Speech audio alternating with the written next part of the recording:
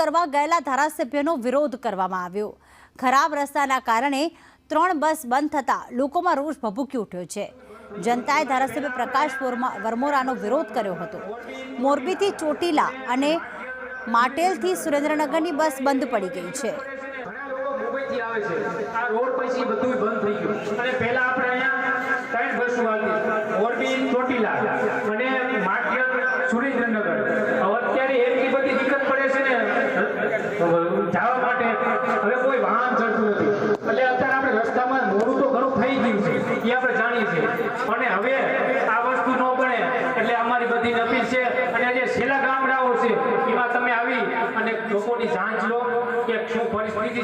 બાળકો ભણવા માટે એ પરિસ્થિતિ ભોગવવી પડી છે।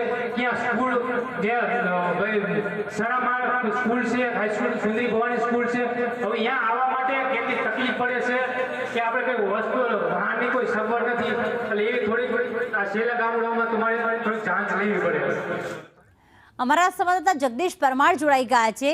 જગદીશ, ધારાસભ્ય તો ખાતમુહૂર્ત કરવા ગયા હતા રોડનું, પરંતુ અહીંયા તો લોકોનો રોષનો ભોગ બન્યા।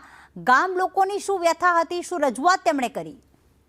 જે રીતે ચોક્કસથી જે પ્રકારે વાત કરવામાં આવે તો સુંદરીથી સરાને જોડતો રોડ ઘણા લાંબા સમયથી બિસ્માર છે અને તેને લઈ વાહન ચાલકો ગળે આવી ગયા છે। એક પ્રકારે જે પ્રકારે વાત કરવામાં આવે તો વાહન ચાલકોને સ્કૂલમાં જવું હોય, દૂધના વાહન હોય કે અન્ય જે પણ વાહનો લઈને પસાર થવું હોય તેને લઈને મુશ્કેલીનો સામનો કરવો પડે છે। ત્યારે ધારાસભ્ય પ્રકાશભાઈ વરમોરા અને ચોટીલાના ધારાસભ્ય શામજી ચૌહાણ દ્વારા જે આ રોડનું ખાતમુહૂર્ત કરવામાં આવ્યું હતું, આ રોડના ખાતમુહૂર્ત બાદ જે પ્રકારે ગ્રામ લોકોએ તેમનો ઉધડો લીધો હતો, જે અગાઉ પણ વાત કરવામાં આવી હતી કે આ રોડ બિસ્માર છે, તેને લઈ ઘણી બધી રજૂઆત કરવા છતાં પણ તંત્ર દ્વારા યોગ્ય પગલાં નહીં લેવામાં આવતા આખરે 3 જેટલી બસો આ રોડ પર બંધ થઈ હોવાની ગ્રામજનોએ રજૂઆત કરી હતી। આમ જે પ્રકારે ધારાસભ્ય ત્યાં ખાતમુહૂર્ત કરવા ગયા હતા અને રોષનો સામનો કરવો પડ્યો હતો। પ્રીતિ, બિલકુલ આભાર જગદીશ તમામ વિગતો માટે। તો 3 બસો બંધ પડી ગઈ છે અને એના જ કારણે ગ્રામજનોને એક તો બિસ્માર રસ્તો છે, એમાં બસ બંધ, અને એવામાં ગ્રામજનોને ખૂબ જ મુશ્કેલીનો સામનો કરવો પડી રહ્યો છે।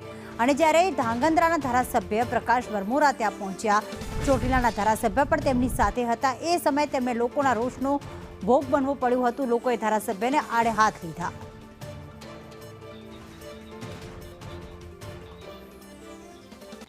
ત્યારે ત્યાંના જે સ્થાનિક છે લાલવાભાઈ, તે અમારી સાથે ફોન લાઈન પર જોડાઈ ગયા છે।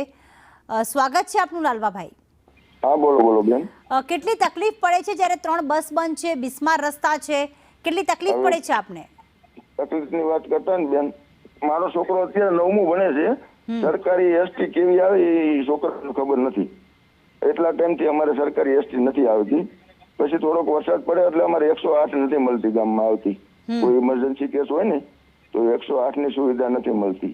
કેટલા સમયથી આ બસ બંધ છે? બસ તમને કોઈ બેન 10 વર્ષ ઉપર થયો જી।